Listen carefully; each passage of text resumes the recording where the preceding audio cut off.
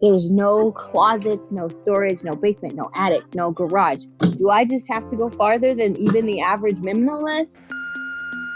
I'm attracted to decor items, but I'm also very interested in living a more minimalist lifestyle. Do you have any advice for that? My question is about how to keep a minimalistic wardrobe when you know that your weight is going to change drastically. Welcome to the Minimal Mom Podcast, where simplicity meets inspiration on your journey to a clutter-free and intentional life. Join us each week as we dive into practical tips, real-life stories, and expert interviews to guide you through the art of decluttering, intentional living, and finding joy in the simple moments. This is the Minimal Mom Podcast. So I've binged pretty much almost all of your content. And I have 2 toddlers. We live in a 1,200 square foot home. We just built it. It's not finished. And there's no closets, no storage, no basement, no attic, no garage. We have no storage at all. And it's partially unfinished. So there's like toolboxes out and insulation sitting in the bathtub and boards against the wall. And with 2 toddlers just constantly destroying things, even though I've really minimized, I don't know. Do I just have to go farther than even the average minimalist? I love your help.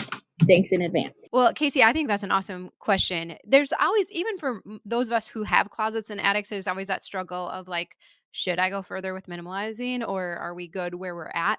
And the kind of this fear of like, well, I don't want to go too far. Right. Which I would say like is pretty actually not possible, but I digress. So when Tom and I first found minimalism, or I found minimalism, we were living in an 1,800 square foot townhouse. And I thought that was kind of small at the time, or maybe people told me it was small. They're like, oh, 4 kids, how can you live in there? But it was a newer townhome, so it had closets and storage, and it was great. Then we moved into my parents' basement, and I don't remember, that was like 700 or 800 square feet, and very similar. I think it had 1 closet in the whole basement. And that is where we really learned to rely on IKEA storage furniture. I mean, the beds with the drawers underneath can hold so much. We got wardrobes from IKEA. We would just use dressers and other things to store stuff in. And so we got very creative with that, which was very helpful. And again, like a lot of that IKEA stuff can actually hold a ton of stuff. But also during that time, we minimized further as well. And I would say if you have 2 young toddlers, you can keep going further. I can't believe how little clothing little kids need, how few toys they actually need. In fact, now, I mean, if you really look at the research, kids need very few toys. They actually thrive in very simple spaces where they can just let their creativity and their imagination run wild. So I would say it's probably a combination of both. You can probably go a little further with decluttering, and then you might have to look at some creative solutions for storing the things you actually like have to keep and store. Also, for anyone trying to live through a remodel or a build or something where you're living in the work zone, I think it's so important to keep it tidy. So again, Tom's more the neat one, not me. But often when we were remodeling our home, it was kind of like, well, it's just going to be messy. It is what it is. But if I would take a few minutes and straighten it up and tidy things up, just put all the tools back in one area and make sure all of the lumber was in one area and make sure stuff that we didn't want the kids getting into was safe and put away, I couldn't believe how much better that felt, even just sweeping up. And so now anytime we've done any kind of remodeling project like that since then, I always make it a priority every single day to make sure stuff is getting tidied up, put away as much as possible so it doesn't feel so chaotic. I'm probably more sensitive now to clutter and things in disarray around me, but there is just something about keeping it all contained, not feeling like it's everywhere and it's just a huge mess, that I think brings a lot of peace of mind to all of us, even if it's going to be a while before all of the projects are complete. So that's my best, that's my 2 cents on that. But that's a tough season. Living in a house that's under construction with little kids is the worst. I mean, that is so hard. So you're doing a great job, and permission to let go of even more, because I do think that it'll make your life easier. Hi, Dawn. My name's Katie. I had a specific question regarding chicken eggs. If I remember correctly, y'all had chickens at some point. And how did you organize the constant flow of incoming eggs? I end up having multiple baskets or cups on my counter of eggs and then the separate ones to be washed once I get enough to bother mixing up the solution. How did you manage that? That's a great question. So we do still have chickens. We've had them for 4 or 5 years now. And we actually have like 21 chickens right now. So we get a lot of eggs every day that we have to manage. And for anyone that is able to have chickens where you live, it is so fun and gratifying and easy. It's very easy. Don't let it intimidate you. So easy. Even if you have to go out of town for a couple days, you can just give them extra food and water and like it's totally fine. It's been really enjoyable, and I will never forget, our first set of laying chickens, hens that we raised them from chicks, and when that first one laid the first egg, I was just like, "This is like a miracle I just witnessed in front of my eyes." It was like, "How does an egg" like, they eat feed and water and grass, whatever. And then an egg appears and it was blue and it was beautiful and it's kind of small. A lot of times they start out kind of small when they first start laying. And I'm like, that is just the most remarkable thing. And so whether we're growing a garden or having animals, I think there is something about like we've all gotten a little removed from nature and there is just something about the awe of it that I don't know. It just it's super cool. So anyways, I digress. It's been super fun. And we didn't have chickens growing up, even though I grew up on a farm, but now we do. It's really cool. And we have had the same problem because we will get upwards of 20 eggs a day now, which is a blessing and a curse, right? And so we have tried all the different things. We've gotten all the like egg organizing products off of Amazon. But what actually made the difference for us now is having an egg manager. And so Maggie is our egg manager. So her job, her chores each day are to feed the chickens and to collect the eggs. And so she sorts them out because if they come out of the nesting boxes clean, then we just put them into cartons and they can stay out on the counter, right? They don't have to go in the fridge. And we'll eat as much as we can, but then we share them with others too. But if they're dirty, like you mentioned, then they have to be washed and then go into the fridge. Now we don't use any kind of special solution, so I wasn't quite sure what you were referring to with that. Maggie just washes them with some water and a scrub daddy sponge, and then lets them dry and then puts them in cartons and then they go in the fridge. We do use quite a few, but we try to the way we rotate them through the fridge to know which ones need to be used right away. Um, I mean, Maggie gets a little frustrated if the order is not respected and like everything. She's like, "Why'd you take those ones? Those ones aren't supposed to be eaten now, you know." But it's been very helpful having one person that is in charge of that. And we ask people to give us egg cartons. Like I have some of the like acrylic things and stuff that hold eggs, but really the cartons that you just get like from the store eggs, they fit the best in the fridge and use the space the best. So everyone knows like if they have extra egg cartons that we would gladly take them. We used to try and like write on them or label like when they were coming in, but it didn't. It just didn't stick. And also there are still times from time to time where there will be a carton in the fridge and we're all kind of like, kind of feels like that's been in there for a while. And then Maggie will float test them to see if they're still good or not. So all that to say, I don't have any magical systems, but it has been really helpful for one person to be. I'm not sure if you have kids in the house or anything, but it's been really good to have one person that's in charge of it. And I think, even if you don't have chickens, similarly, maybe it's your entryway or even laundry. And so we've talked about how each of the kids have a zone in our home. And like Corbin is our entryway manager and he takes care of making sure all the shoes get put away and coats at the end of the day. And that's been really helpful too, just to have one person who it's their job to take care of. And similarly, laundry too. Well, that's actually Maggie's job too. So, but it's really nice. Then you're like, oh, hey, Megs, I'm looking for this. Do you know where it is? And then she can let us know. So I'm not sure if that would be helpful or if that fits your situation, but that I wish I had some like really clever tips or whatnot. But moral of the story, I think having chickens is super fun. And if you're at all able to do it, I think you should look into it. Hi, Dawn. I love your podcast. I was wondering if you have advice for someone like me who gets FOMO when they see a beautiful display or when they see an influencer online with a great collection.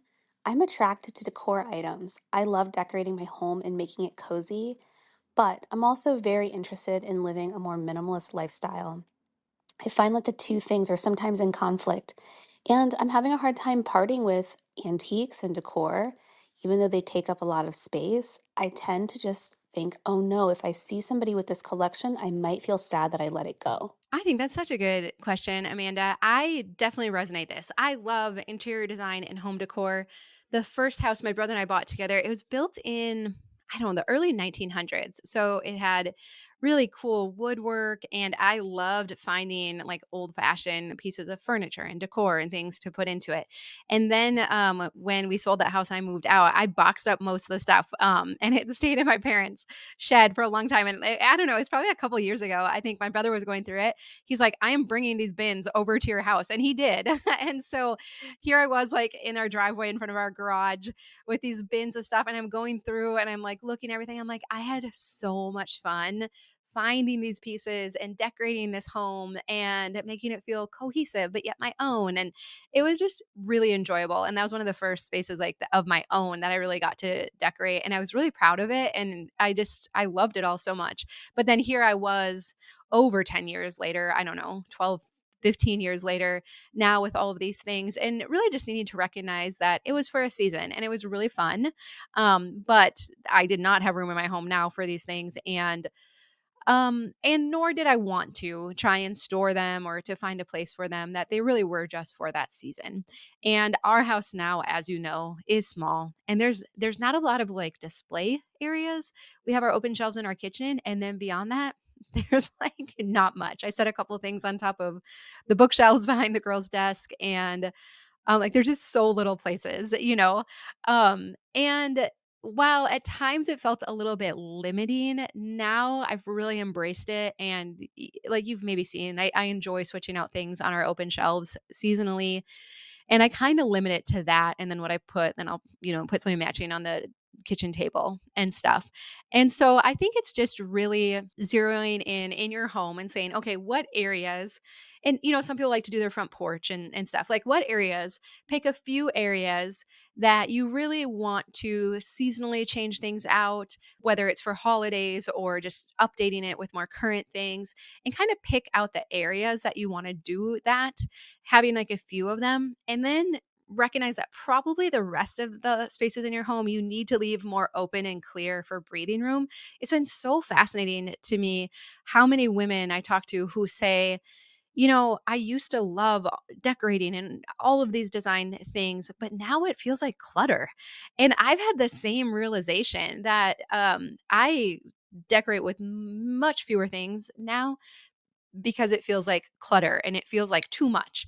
And I wonder if it's kind of like the world has gotten so noisy and busy that it's never been more important for us to have a really peaceful place to come home to, that we really do need more blank space in our life than we maybe did in the past. Or I don't know if things just change or just in busier seasons of life, or what it is. I really appreciate the open and empty spaces just as much as the decorated spaces.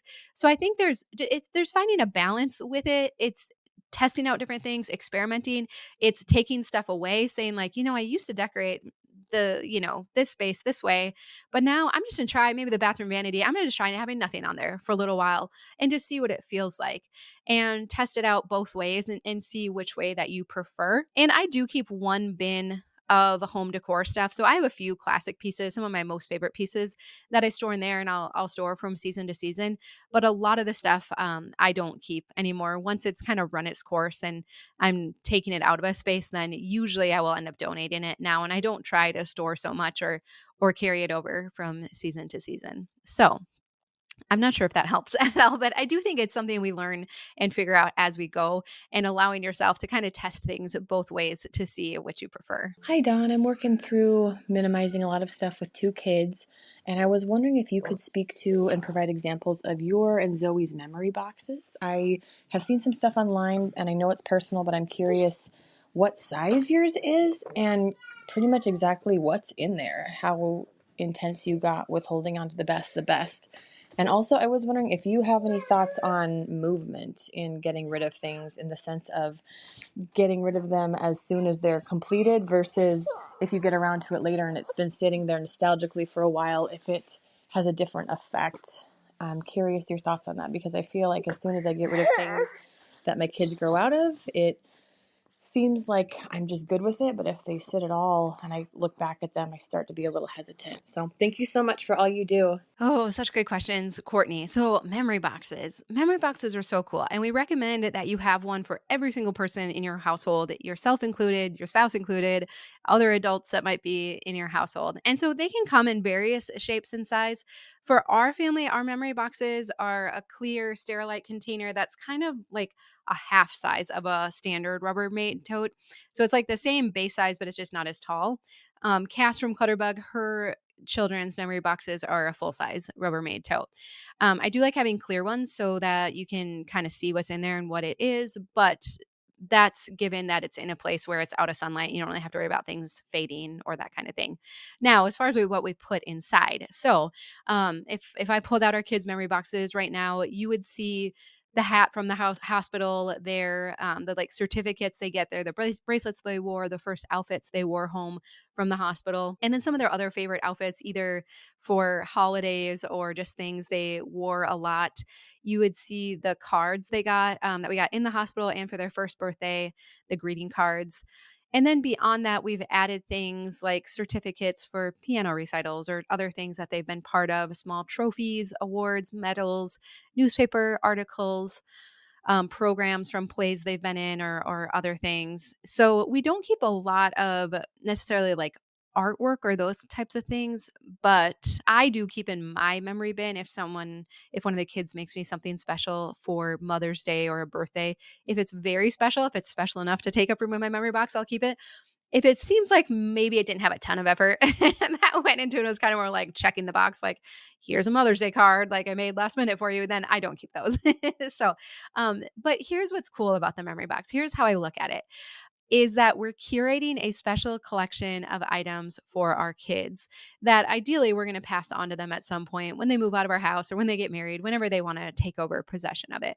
And from the outside looking in, you could say like, wow, that's so limiting. You're going to fit their whole childhood into one small bin? Like, what are you do you have my mom would say like, you don't have a sentimental bone in your body, right? And I'm like, no, that's not it. I just see it as such a gift. And I've been going through my childhood bedroom and all the things. And it was so kind of my mom to keep all of that and let us store it there. And it's also a little overwhelming. And if my mom, and again, no shade to my mom is the coolest and I love her so much. And, but if she would have said, like, hey, here's a bin of all, a curated collection from your childhood of all your most special memories, I put, some of your 4 H ribbons and soccer things and, your baby blanket and whatever in there, here you go. And I didn't have to go through this whole process. Like, I would have thought that was the coolest thing ever. And so I really see it as a gift because most of us as adults, if we look back on all of our childhood things, we can think of a handful of things that were super special. I had a couple stuffed animals, a porcelain doll, a few things, my 4-H ribbons, but beyond that, like there's not. I don't want all my old artwork and baby clothes and all of that. It's fun to see a few things, but I don't need it all. And so imagining what our kids are going to be like when they're older, and I hear from so many women, they're like, I saved all my child's stuff and they don't want it. I don't know. That doesn't feel good either. So instead, to look at this like I am curating a special collection of things. And what is the unexpected surprise from all this that I wasn't even thinking about is that now, I had just thought I'll pass this off to them when they get older. But what has happened is that anytime I bring them out, whether it's for a video or something, we sit and the kids and I go through them and we relive the memories and we talk about it and the stories. And now they can tell the stories. And there's even been times they've wanted to show things to their friends. And it's very easy to get to, it's very manageable. In the past, when I had totes and totes of kids' clothes and artwork and all this, if they had been like, Mom, I want to go through my baby clothes, I've been like, oh no, like, no, because they're just going to pull stuff out and it's going to be a big mess. And, you can just imagine. But now I'm like, yeah, not a big deal. Your friend's coming over, we can pull it out. We can, go through things. And we actually revisit it so much more frequently now because it's contained and it's a manageable amount. I think it is awesome to remember where we've come from. I think it's so important for kids to know that they're part of something and that we do treasure many of the memories, but also I don't want to live life looking backwards. I want to live life looking forwards and the things that are yet to come. Now, regarding getting rid of stuff and how quickly, I think it's good to know yourself. Some people worry they might make an emotional decision or they might not trust their decision making, if they do it right away. But if you know yourself and you're like, I need to move it out or I second guess it, then go with that. Like, totally go with that. If it's also things like kids' artwork and projects that they make, I love what Cass does. She just has like a big, like a 31 bag that she puts all their artwork in for the school year. And then in the summer, they go through it. And often then you're more removed from things. And so they'll pull out the most special things can go in their memory box and then the rest just gets tossed at that point. But you only have to do it once a year. And I think that's so great and brilliant. And then the kids don't have to see you like throwing stuff away as soon as it comes in the door or whatever. So I think that's great. Our kids now are so used to me throwing stuff away. It's like as soon as they've lost interest in it, I'm like, "Hey, you playing with that still?" And they're like, "Yeah," even though they haven't played with it in a few days, right? And then it'll be like a day or two later, I'm like, I don't think you actually play with that. I'm like, so play with it today or I'm going to recycle it. Okay. And then I just usually end up recycling it and it's not a big deal. For Gage, our youngest, who is much more attached to things, like often we'll take a picture. But then it goes. So I do think it's okay for our kids to know, like, we can't keep everything, but we can always keep the most special things. Hi, Dawn. My name is Marissa. I am currently 37 weeks pregnant with my second kid. And my question is about how to keep a minimalistic wardrobe when you know that your weight is going to change drastically. Thank you so much for taking my question. Oh, Marissa, yes, yes, yes. I remember after we had Corbin, our third, being in our bedroom and we were like gonna go to church, and I just had him, and I'm like, I have nothing to wear, and I'm like, it was such a horrible feeling. And so, since then, I've always advocated that no matter what shape or size you are, always have at least one or two outfits that fit and that you feel good in. Here's what's interesting about this question is that often we think if there's going to be if we're going to be in a variety of shapes and sizes, that then we need a lot of inventory.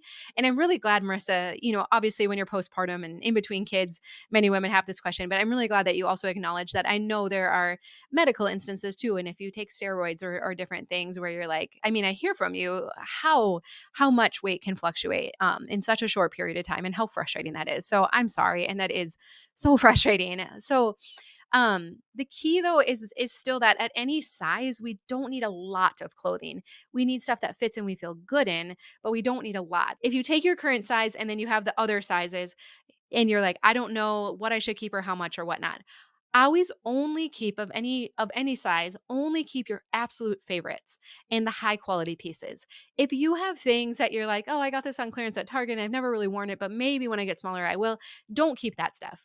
We don't have the capacity to manage a lot of inventory in regards to this. So we have to only keep the pieces that are good, that fit, and that we feel good in when we are that size. And I really like on Amazon, I've gotten these like canvas zip around bags. They're not, I mean, you can get them in different sizes, but the ones I get aren't very deep, but they still actually hold a fair amount of clothing.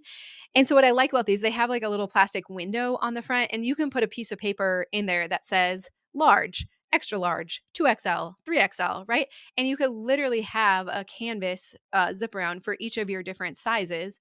And you just put your timeless pieces in there, the ones that fit the best, that are the best quality, that you're like, yeah, if I'm that size again, that's the stuff I'm going to want to put on. But it creates a limit. Now, I wouldn't say don't do a full Rubbermaid tote unless you really, I mean, maybe the only exception would be if you're somewhere you have like a wide swing in seasons and then like winter stuff is bulkier.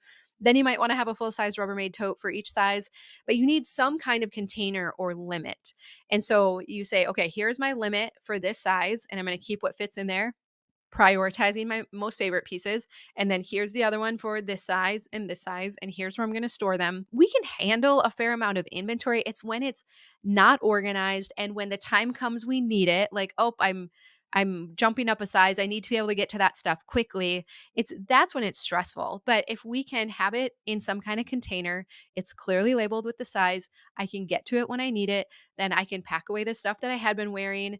But really, ultimately, it's lower inventory in each size category. I think that makes such a huge difference. And I love what Courtney Carver, I've learned so much from Courtney Carver from Project 333 regarding all of this. I love what she says, like, clothes are meant to fit us, not the other way around. Like, we're not meant to fit into our clothes, right? Like, we get clothes that fit us whatever our today size is. Like, she's like, dress for your today body. It's what it is. It's all we can be today, you know? Um, and so we get stuff that fits now. We're not afraid to buy things a size, even if we're not committing to being that size forever, right? It doesn't mean like, oh, I bought a shirt in a bigger size. Now, well, I guess I'm just gonna be that size forever. No, like, it's just that saying, it's okay for today. I deserve to have something that fits and that I feel good in it. And then really just keeping low inventory for each of the other sizes. And it's remarkable when we have stuff that fits, no matter what our size is, we can actually get by with a pretty small wardrobe. We don't need a lot of clothing. The problem is for most of us, we only wear 20% of the clothes that are in our bedroom because it doesn't fit well. We don't really like it. It's not the right size, whatever. So pack that stuff away. Only have stuff out right now that fits. And then when you get to a different size, then pull out the stuff that fits or get a couple pieces in that size. But again, at any given size, we don't have to have tons and tons of clothing. I'm an almost 30-year-old woman living alone and have just finished a weeks long decluttering process. Today, I donated the last few boxes and vacuumed and mopped my clear, clutter free floors. And immediately, I feel excited and lighter, but I'm also feeling a bit anxious and empty. Now, not only a lot of that stuff is gone, but also the motivating experience of decluttering as a whole. Did you feel something similar? And if so, how did you overcome this? This is such a good question, Sophie. I'm glad you asked it because I've heard this from many women that once the stuff is gone, they do feel a little anxious, a little empty, and kind of like, what do I do now? Right? That actually gave me a lot of fulfillment and satisfaction. Many women will say their confidence in themselves increased through the process of decluttering. And so, for those of you who are still like in the messy middle, you're probably like, oh, must be nice, right? But there is sometimes where we get to the other side and we realize in some ways, our stuff brought us comfort. In some ways, we felt kind of prepared for anything. And as much as it was a burden, often that we did still get some comfort out of it as well. And so for me, I knew exactly what I was going to do with the extra time and bandwidth that I freed up.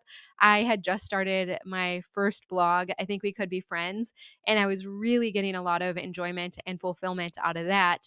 And then through the process of decluttering our home, I had vowed if I ever get my house fully simplified and decluttered, that I'm going to start a second blog and it's going to be all about minimalism and especially like numbers, like how many towels, how many forks. Because I was just searching for this info when I was decluttering our home of like, will somebody please just tell me how many? And it did not exist, or at least that I could find at the time. And so I really felt like I knew what I would do with that extra energy that I had. And also, I believed I would find fulfillment from it too, because that had been my experience. And so I would probably ask you the question, what do you want to do? Like, what is a dream or a passion of yours? What is something that you might want to take classes in? Or what is a way you might want to socialize differently? Or something else that you would like to pursue? Or a people group that you would like to help? And I think also a desire to do something meaningful with your time and your life. Now, how might you direct that? And being okay with the discovery process, saying I might take a community ed class, or I might explore an art show, or I might ask some friends to go try this with me. Take a season where you test out different things and try out different things and see what appeals for you. Or maybe maybe even as I say this, you're like, oh yes, I have a very clear idea of what that might be. And so it's been really fun. Many of the women I've worked with, it's been fun to just the wide variety of things they decide to do, from taking care of grandkids to teaching art classes to starting a nonprofit or a ministry, going back to school. So many women go back to school, and really this desire to pursue something that they had disqualified themselves from earlier on in life. And so it's been so fun because I really do believe, well, and now science confirms this, that we do gain confidence in ourselves, and our self-confidence really grows when we have highly simplified our homes. And so then how we get to use that and channel that into other things that bring, I believe it's going to bring even more fulfillment and satisfaction to you than even decluttering your house did. So I'm really excited for you. I would love to hear what you end up doing with your time and energy and how life continues to change and unfold for you. I think it's going to be so good, and I'm really excited for you. So maybe if you wouldn't mind at some point, circling back and letting me know. That would be super cool. All right. Well, it's so fun to get to answer your questions. I'm going to put a link down below if you want to leave your own voice memo, and hopefully I can answer it on an upcoming podcast. But thank you so much for all of your love and your support and your kindness and trusting me with like these important decisions and conversations that you're having. I'm really humbled by that, and I'm so grateful for you. All right. Well, I love you. I hope you have a really good day, and I'll see you again soon. Thank you for joining us on the Minimal Mom Podcast.